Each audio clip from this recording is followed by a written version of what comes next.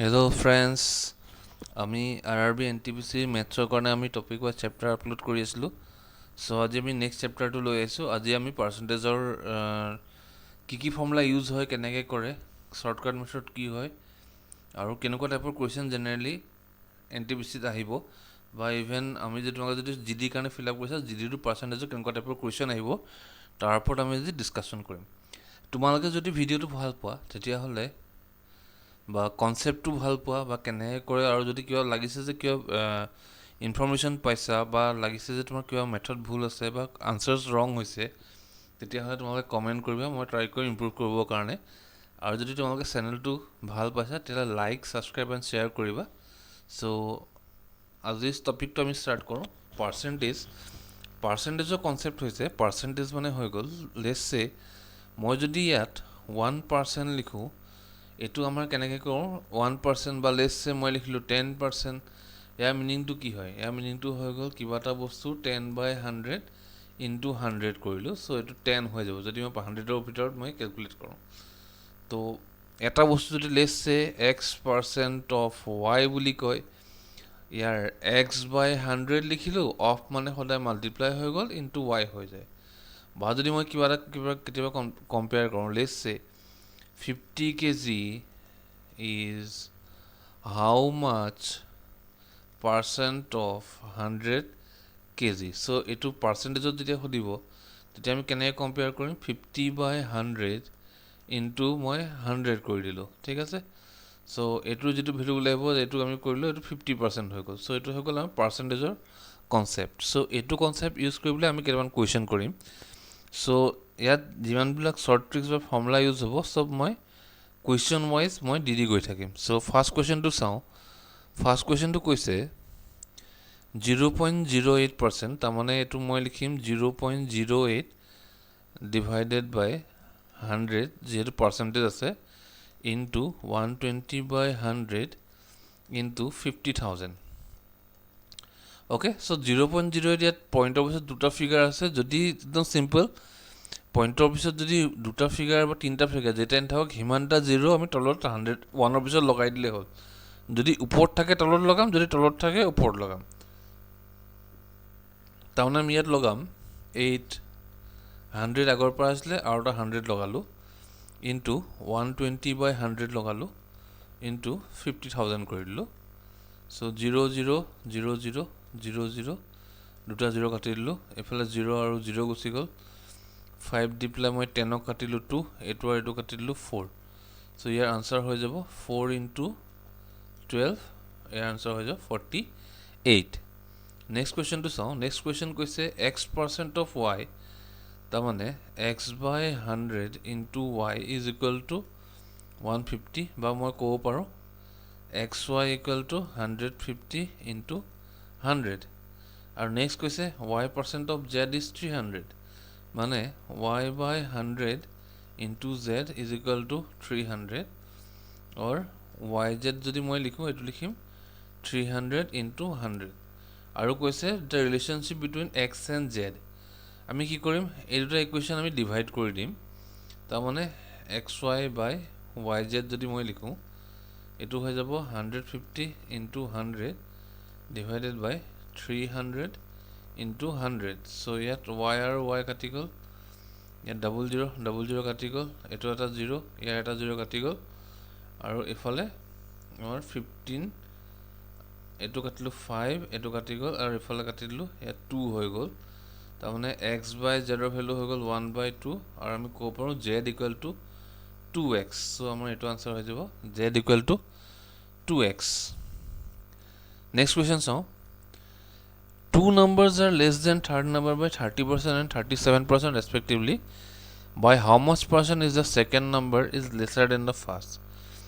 এতিয়া কুৱেশ্যনত যেতিয়া আমাৰ চেঞ্জ ইন পাৰ্চেণ্টেজৰ কথা আহে, তেতিয়া আমি চেঞ্জ ইন পাৰ্চেণ্টেজৰ কাৰণে আমি ফৰ্মুলা কি কৰিম? চেঞ্জ ইন পাৰ্চেণ্টেজৰ কাৰণে আমাৰ ফৰ্মুলা হৈ যাব, যিটো আমাৰ ফাইনেল ভেলু থাকে, final value minus initial value divided by initial value into 100। তাৰমানে ইয়াৰ যদি মই এটা এক্সাম্পল লওঁ, এটা বস্তু 60ৰ পৰা লেটছ চে 90লৈ গ'ল, সো পাৰ্চেণ্টেজ চেঞ্জ কিমান হ'ল বুলি ক'লে মই 90 মাইনাছ 60 ডিভাইডেড বাই 60 ইনটু 100 কৰিলোঁ সো এইটো হৈ যাব অলমোষ্ট 30/60 তাৰমানে 50% আমাৰ চেঞ্জ হৈ গ'ল কিমান চেঞ্জ হ'ল 50% চেঞ্জ হৈ গ'ল তো সিমিলাৰলি ইয়াত মই ধৰি ল'লোঁ কুৱেশ্যনটোত তিনিটা নাম্বাৰ আছে A B C সো যদি ইয়াত ফাৰ্ষ্ট টু নাম্বাৰটোৰ কথা কৈছে 30% আৰু 37% কমিলে লাষ্ট নাম্বাৰটো মই ধৰিলোঁ 100 হয় তেতিয়াহ'লে ফাৰ্ষ্ট নাম্বাৰটো 100ৰ পৰা 30% মানে 30 পইণ্ট কমিব আৰু ছেকেণ্ড নাম্বাৰটো 100ৰ পৰা 37 পইণ্ট নামিব তাৰমানে এইটো হৈ যাব 70 আৰু এইটো হৈ যাব 63 এটা কুৱেশ্যনটো কৈছে by how much is the second person is lesser than the first তেতিয়াহ'লে যিটো পাৰ্চেণ্টেজ আমাৰ চেঞ্জ হ'ব সেইটো আমি ইয়াত ধৰিম ফাইনেল ভেলু 70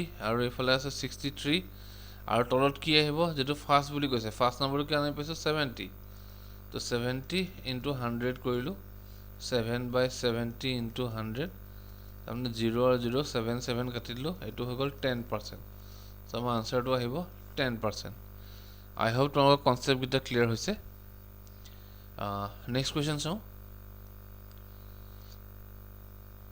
নেক্সট কোৱেশ্চন কৈছে The ratio of income and expenditure of a person is 8:5.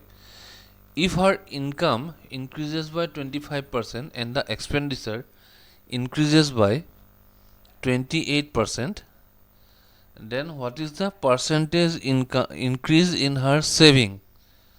তো ইয়াত যদি মই চাওঁ ইয়াৰ কনসেপ্টটো যেটো আছে নহয় কনসেপ্টটো সদায় মনত ৰাখিবা লেটস সে তুমি যদি কিবা এটা পইচা আৰ্ন কৰা লেটস সে তুমি 100 টকা এটা আৰ্নিং কৰিছা বা হেতু মই ইনকাম বুলি কলো তাৰে তুমি লেটস সে 50 रुपीस এটা যদি তুমি খৰচা কৰা তো হেতুক আমি কম এক্সপেন্ডিচাৰ বুলি আৰু কি হ'ব তাৰ তোমাৰ 50 টকা এটা থাকি গ'ল সো হেতুক আমি কম সেভিংস বুলি so income equal to expenditure plus savings so এনেকুৱা টাইপৰ কোৱেশ্চন খুব কমন হয় খুব আহে তো ইয়াত আমি কি কৰিম এটা আমি সিম্পল কাম কৰিম আমি ইয়াত ধৰি ললো ইনকাম এক্সপেন্ডিচাৰ সেভিংস ঠিক আছে সো আমাৰ ৰেশিওটো কৈছে 8:5 ইয়াক আমি সিম্পলি বোথ সাইডত আমি 100 দি মাল্টিপ্লাই কৰি দিম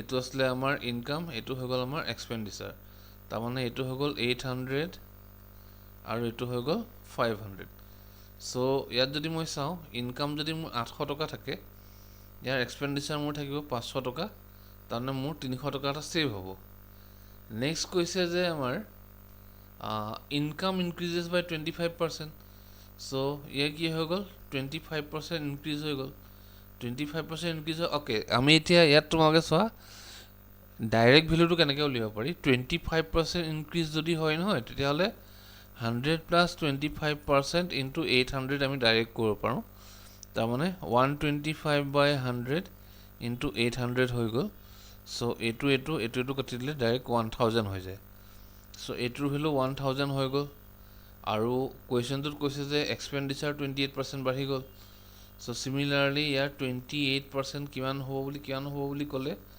100 plus 28 into percent into 500 কৰিব পাৰি So 128/100 into 500 কৰি দিলো 0000 কাটি দিলো সো এটো হৈ গ'ল 640 যদি 640 এক্সপেন্ডিচাৰ হৈ গ'ল 1000 টকা তাৰমানে আমাৰ কিমান সেভ হৈছে 360 rupees আমাৰ সেভ হৈছে আৰু কোৱেশ্চনটোত আমাক কৈছে what is the percentage increase in her savings so 300 টকা আসলে এটা 360 টকা হৈ গ'ল সো যেটো আমি চেঞ্জ উলিয়াম হেতু হৈ যাব 360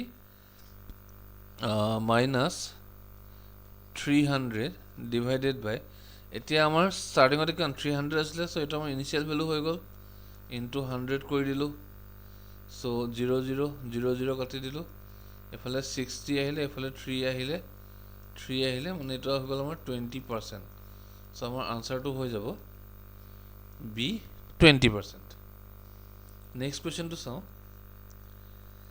next question to question there are three sets of 40 50 and 60 student appears for an examination and the pass percent was 190 and 80 respectively the pass percent of the whole set is okay eta ki hol tinta type or let's say tinta type or exam hoise so set A ধৰি ললোঁ, B ধৰি ললোঁ, C ধৰি ললোঁ।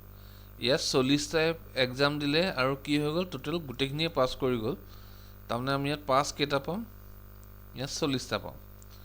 Second কেছটোত গ'লোঁ, second কেছটোত আমাৰ কি হৈ গ'ল, 50টা ষ্টুডেণ্টে এক্সাম দিলে আৰু তাত 90% পাছ কৰিলে। মানে কিমান হ'ব, 90/100 ইনটু 50 কৰিলোঁ, 0 0 0 0 কাটি দিলোঁ, 45 হৈ গ'ল।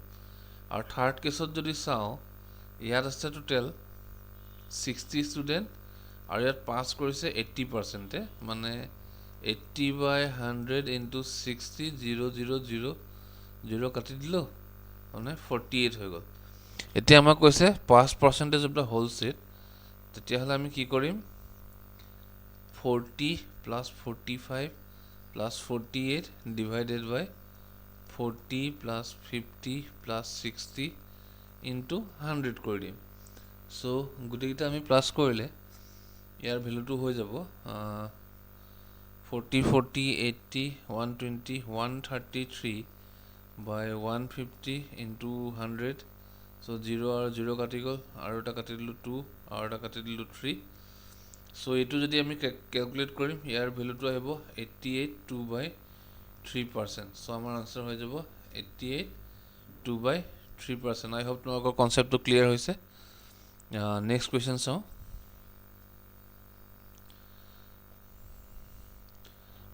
In an election between two candidates, the winning candidate got 70% of the valid vote and won by a majority of 9,000 votes. If out of the total votes polled, 90% votes are valid, what is the total number of votes polled? Okay, এনেকুৱা ভোটিঙৰ question generally বহুত সোধে। চ' ইয়াৰ কনচেপ্টটো জনা important হয়। এতিয়া কুৱেশ্যনটোত কৈছে দুটা candidate আছিলে আৰু যোনে জিকিলে সি 70% of the valid vote. Valid ভোটৰ ৰিজনটো হৈ গ'ল 100% দিছিলে, 10% ভোটটো কিবা কাৰণত ৰিজেক্ট হৈ গ'ল। তাৰমানে 90% আমাৰ ভোট যি থাকি গ'ল তাৰমানে ভেলিড হৈ গ'ল। আৰু কৈছে যেতিয়া সি জিকিলে টোটেল 9,000 ভোটত জিকিছে। মানে যদি কণ্টেষ্টেণ্ট এ আৰু বিৰ মাজত আমি ভোটৰ ডিফাৰেঞ্চটো উলিয়াওঁ, সেইটো 9,000 হৈ যাব। ঠিক আছে, এ আৰু বি ভোটৰ ডিফাৰেঞ্চটো উলিয়ালে 9,000 হৈ যাব। তেতিয়াহ'লে কণ্টেষ্টেণ্ট এ যদি 70% পাব, চিমিলাৰলি বি এটো 30% পাব লাগিব, তেতিয়া 100% হ'ব। আৰু সিহঁতৰ ডিফাৰেঞ্চটো ক'লে 9,000। বা মই ক'ব পাৰোঁ 40%ৰ ভেলু হৈ গ'ল 9,000। বা এইটো আমি এনেকৈ ল'ব পাৰোঁ, 1%ৰ যিটো ডিফাৰেঞ্চ হৈ যাব সেইটো হৈ যাব 9,000 ইনটু 40। আৰু যদি মই 100%ৰ ডিফাৰেঞ্চটো লৈ লওঁ, এইটো হৈ যাব 49,000 ইনটু 100। 0 আৰু 0 কাটি দিলোঁ, এইফালে 25 হৈ গ'ল। চ' এইটো মাল্টিপ্লাই কৰিলে হ'ব 22,250। এতিয়া এইটো যিটো ভোট পালোঁ, এইটো হৈ গ'ল অনলি ভেলিড ভোট। এইটো ইয়াত কিন্তু কুৱেশ্যনটো আমাক উলিয়াব গৈছে টোটেল নাম্বাৰ। কাৰণ চব যদি ভেলিড ভোট হোৱাতে টোটেল ভেলিড ভোট সোধে, তেতিয়াহ'লে আমাৰ আনচাৰটো চি হৈ যাব। কিন্তু ইয়াত আমাৰ ভেলিড ভোট সোধা নাই, ইয়াত সুধিছে আমাৰ ৰিজেক্টেড ভোট আৰু ভেলিড ভোট মিলাই পেলাই কিমান পাছ কৰিছে। তো আমি এতিয়ালৈকে 90% কেলকুলেট কৰিলোঁ আৰু 10% এটাতো আছেই।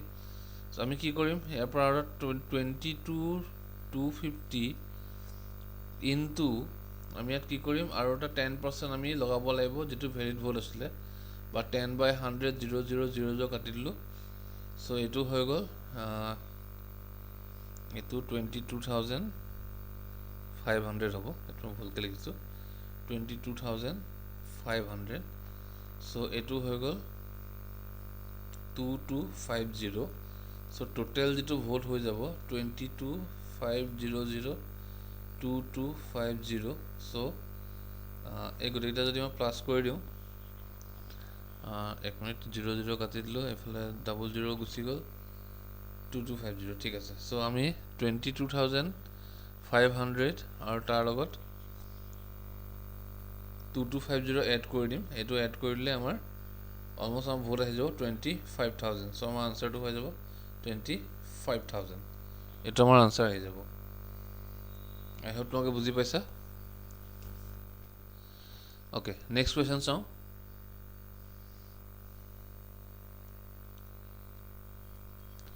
নেক্সট কুৱেশ্যন কৈছে, in a constituency 55% of the total number of voters are male and the rest are female. If 40% of male, 40% of the males are illiterate and 40% of the females are literate, then by what percent is the number of literate males more than the illiterate females?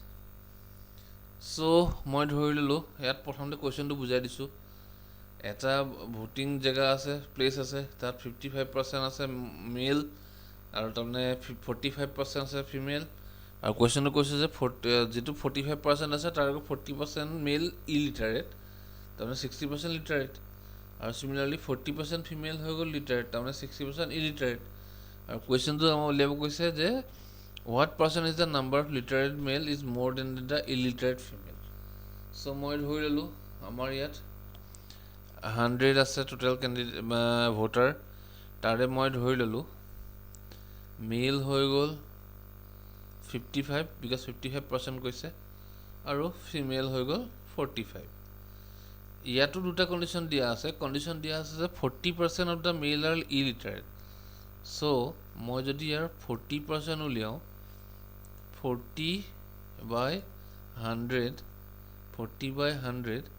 into 55 কৰিলে 0 মই ইয়াৰ কাটি দিলো 2 আৰু 5 হৈ গ'ল 11 so 22 টা মই কৈছো 40% illiterate so ইয়াত যেটো আমি 22 পাইছো ইহতি illiterate হয় তাৰ মানে ইয়াত মই যদি চাও লিটাৰেটৰ কাৰণে আমি কিমান পাম 55 minus 22 তাৰ মানে 33 টা লিটাৰেট পাম সিমিলাৰলি ফিমেলৰ কেছত আমি চাও 40% of the female are literate so ইয়াত যদি মই লিটাৰেট উলিয়াও 40% লিয়াব লাগিব তাৰমানে 40 by 100 into 45 কৰিলো 0 কাটি দিলো এফালে হৈ গ'ল 2 এফালে হৈ গ'ল 9 আৰু এফালে পুৰা কাটি গ'ল তাৰমানে 18 টা যেটো আছে 18 আছে আমাৰ লিটাৰেট so ইলিটাৰেট আমাৰ কিমান থাকিব 45 minus 18 27 এটা আমাৰ কোৱেশ্চনটো কৈছে by what percent is the number of literate males is more than the illiterate female তাৰ মানে literate male minus illiterate female divided by illiterate female into 100 আৰু এটা আমি লব পাৰো আমি যদি illiterate চাও illiterate আছে ইয়াত literate male আমি পাইছো 33 minus 27 by 27 into 100 और ইয়াক আমি যদি চাও এটো হৈ যাব 6 by 27 into 100 আৰু এটো আমি যদি কাটি দিও 2 by 9 তাৰ মানে এটো হৈ যাব 200 by 9 or 2 by 9% so your answer হৈ যাব 2 by 9% option C I hope our concept to clear হৈছে next question so voting or এনেকুৱা constitutional question বা এনেকুৱা voting or question খুব আহে so এটো practice কৰিলে তোমালোকৰ benefit আছে next question if the population of a village is 9000 if the annual birth rate is 12.5% and annual death rate is 2.5% calculate the population after 3 years okay so এখন গাঁৱত কি হৈছে প্ৰেজেন্ট যেটো population আছে 9000 হয় এতিয়া ইয়াৰ যেটো annual birth rate আৰু annual death rate তাহাতক দিয়া আছে তাৰমানে আমি কি ক'ব পাৰো যে কিমান পপুলেশন বাঢ়িছে যদি আমি উলিয়াও আমি যদি পপুলেশন গ্ৰোথ টো উলিয়াও এটো আমি কি কৰিম 12.5 minus 2.5 কৰি দিম মানে 10% গ্ৰোথ কৰি আছে ঠিক আছে এটো এতিয়া আমি ৰিসেট কৰিম অলপ কনসেপ্টটো ইজি হয় ভালকে চালে হল তোমাক ইজিলি বুজি পাবা তাৰমানে 10% বুলি ক'লে 10 by 100 হয় মানে 1 by 10 হয় ইয়াৰ মিনিং টো হৈ গল যদি টোটাল পপুলেশন 10 আছে এতিয়া কাইলে এটো হৈ যাব 10 plus 1 11 মানে 10 টাত এটা মানুহ বাঢ়ি গৈ আছে ঠিক আছে 10 টাত এটা মানুহ বাঢ়ি গৈছে মানে 10 টা হলে 11 টা মানুহ হৈ যায় সো মোক 3 বছৰৰ কাৰণে কৈছে যদি ইয়াত 10 থাকে ইয়াত 11 হৈ যাব সেকেন্ড ইয়াৰ টু 10 টাত 11 টা হৈ যাব থাৰ্ড ইয়াৰ টু 10 টাত 11 টা হৈ যাব মানে এইটো যদি মাল্টিপ্লাই কৰি দিওঁ টোটেল 1000ত 1331 হৈ যাব আৰু ইয়াত আমাৰ প্ৰেজেণ্ট পপুলেশ্যন কৈছে 9000 বুলি কিন্তু ইয়াত আমি পাইছোঁ 1000 বুলি তাৰমানে মই এইটো কেনেকৈ ক'ব পাৰোঁ যে 1000 যদি মই ইউনিট হিচাপত লিখোঁ ইকুৱেল টু 9000 হৈ গ'ল বা 1 ইউনিট ইকুৱেল টু 9000 বাই 1000 মানে 9 হৈ গ'ল চ' পপুলেশ্যন যদি মই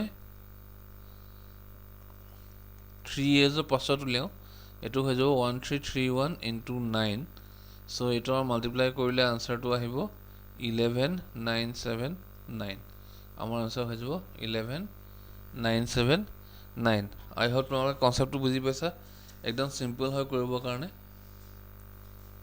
ঠিক আছে তোমালোকে বুজি পাইছা বুলি মই ধৰি লৈছোঁ চ' যদি বুজি পাইছা আমি নেক্সট কুৱেশ্যনটো চাওঁ নেক্সট কুৱেশ্যনটো কৈছে আচ্ছা এইটো এক্সামিনেশ্যনৰ কুৱেশ্যন এইটো কুৱেশ্যন খুব কমন হয় জেনেৰেলি খুব প্ৰায় এইটো কুৱেশ্যন ৰিপিট হয় এনেকুৱা টাইপৰ কুৱেশ্যন চেম কুৱেশ্যনটো ৰিপিট নহয় এনেকুৱা টাইপৰ কুৱেশ্যন সদায় ৰিপিট হয় in an examination Anita score 31% marks and failed by 16 marks Sunita scored 40% marks and obtained 56 marks more than those required to pass find the minimum marks required to pass the exam ঠিক আছে এতিয়া এইটো আমি একদম simple logic লগাই কৰিম ধৰি ললো ই যেটো ফেল কৰিছে অনিতা যেটো ফেল কৰিছে পাৰ্সেন্টেজটো আমি -31 বুলি ললো আৰু সুনিতাই প্লাস কৰিছে কাৰণে +40% ললো আৰু দুটাৰ আমি টোটাল মাৰ্কটো কি কৰি দিম এড কৰি দিম 15 আৰু 56 সো আমি এটো যদি এড কৰি দিও এটো 9% হৈ যাব এটো হৈ যাব 72% তাৰ মানে 9% ইকুৱেল টু 72 আৰু 1% উলিয়ালে কিমান হ'ব 72/9 8 হৈ যাব তাৰ মানে ইয়াৰ যদি মই 100% লিও 100% মানে হৈ যাব 8 into 100 800 মানে টোটাল মাৰ্কস তো আমাৰ 800 আছিল এতিয়া আমি যদি সুনিতাৰ অনিতাৰ কেছটো চাও অনিতাই কি কৰিছে 31% পাইছে কিমানৰ ভিতৰত 800ৰ ভিতৰত আৰু কিমান মাৰ্ক এড কৰা হলে পাস কৰিলে 16 মাৰ্ক ফেল বাই 16 মাৰ্ক কৈছে মানে আৰু 16 মাৰ্ক এটা বেছিকৈ যদি পালেহেতেন তাই পাস কৰি গলতেন কাৰ লগত 31%ৰ লগত আৰু 31% অফ কাৰ হৈ যাব 800 কিয় বিকজ টোটাল মাৰ্ক 800 বুলি আমি উলিয়াইছো তাৰমানে এটো হৈ যাব 31/100 into 800 plus 16 0 0 0 0 কাটি দিলো 4 আৰু এটো হৈ গল 8 আৰু 4 plus 16 সো এটো হৈ যাব 264 সো আমাৰ আনসাৰটো আহি যাব B 264 আই হোপ তোমালোকে বুজি পাইছা সো ইয়াৰ ভিতৰত সদায় মনত ৰাখিবা এটো যেটো কোৱেশ্চন 5 মাৰ্কৰ কোৱেশ্চন খুব কমন হয় এটা হৈ গল আমি ভোটিংৰ কোৱেশ্চন পাইছিলো ভোটিংৰ কোৱেশ্চনটো কমন হয় ঠিক আছে আৰু যেটো আমি পপুলেশন অফ এ টাউন ইনক্ৰিজেস পাইছিলো হেতু এটা কমন কোৱেশ্চন হয় এনেকুৱা টাইপৰ কোৱেশ্চন জেনাৰেলি এনেকুৱা টাইপৰ ভিতৰত এটা কোৱেশ্চন জেনাৰেলি সদায় খুদে সো আজি ভিডিওটো তিমানে ৰাখিছো ইয়াৰ নেক্সট বেলেগ টাইপৰ কাৰণে নেক্সট ভিডিওটো মই আপলোড কৰিম সো এগেইন এটা ৰিকুৱেষ্ট থাকিলে যদি ভিডিওটো ভাল পাইছা চেনেলটো সাবস্ক্ৰাইব কৰিবা আৰু শেয়াৰ কৰিবা ওকে আজিৰ কাৰণে ৰাখিছো থ্যাংক ইউ